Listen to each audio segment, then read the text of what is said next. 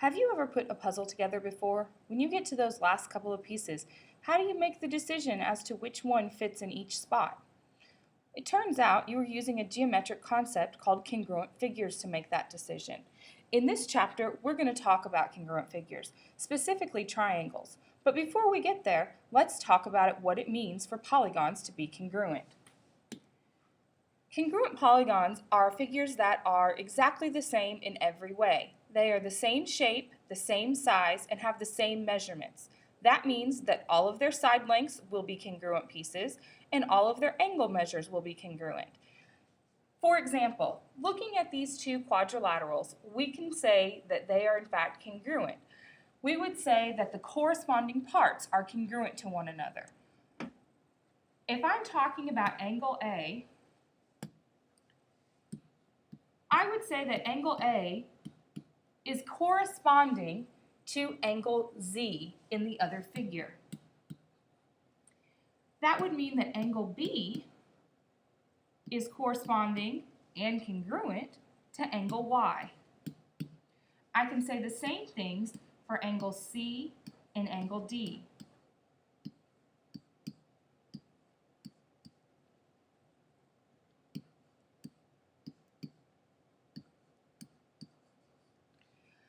So now we've listed our corresponding pairs of congruent angles. We can also list our corresponding pairs of congruent sides using the same kind of logic. We want matching pieces to be congruent to each other. So I would say that segment AB is congruent to segment ZY. I could also say that segment AD is congruent to segment ZW.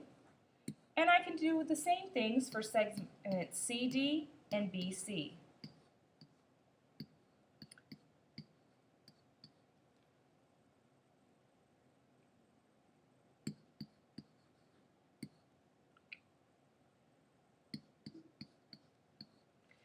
It's important when you're working with congruent figures to make sure you keep all of your corresponding parts in the same order.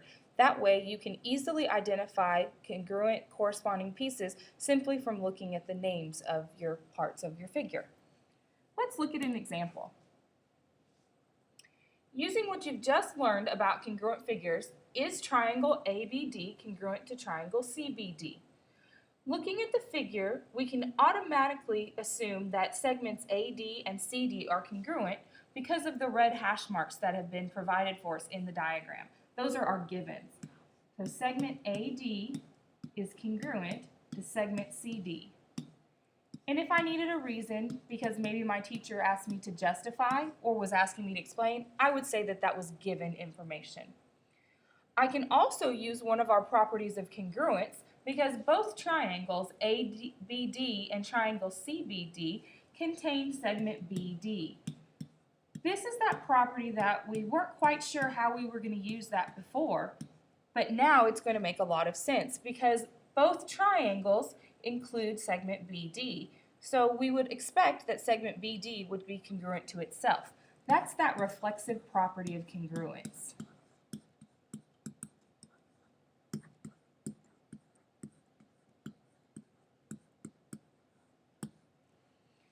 Looking at the diagram, there's no additional information that we can gather from the picture.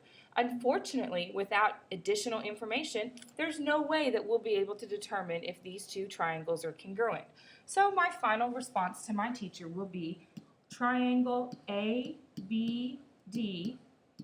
is not congruent to triangle CBD because there is not enough information provided.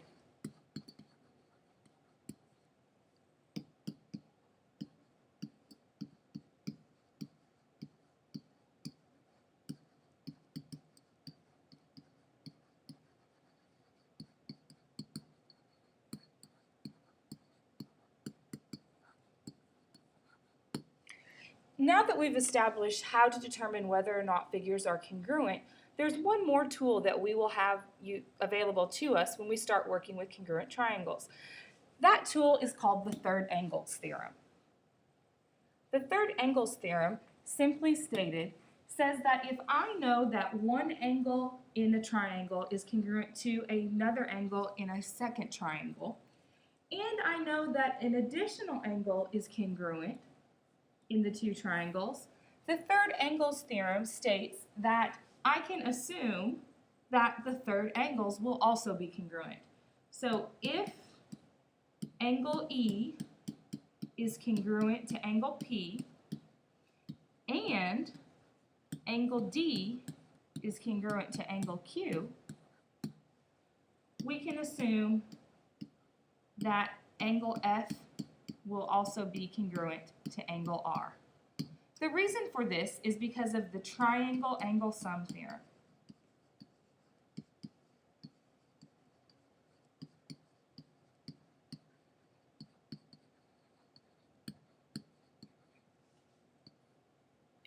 Tomorrow when you come to class, we're going to talk more about congruent polygons, we're going to do some more examples, and we're going to begin our discussion of congruent triangles. Before we get there though, there's a couple of things that you need to remember. First, you need to know that congruent figures have congruent corresponding angles and congruent corresponding sides. Second, you need to remember to always list corresponding parts in matching order when naming congruent figures. The third and final thing I'd like to remind you of is to use only the information given to you in the example. Don't just assume it's true till you have double-checked your information. See you all in class tomorrow.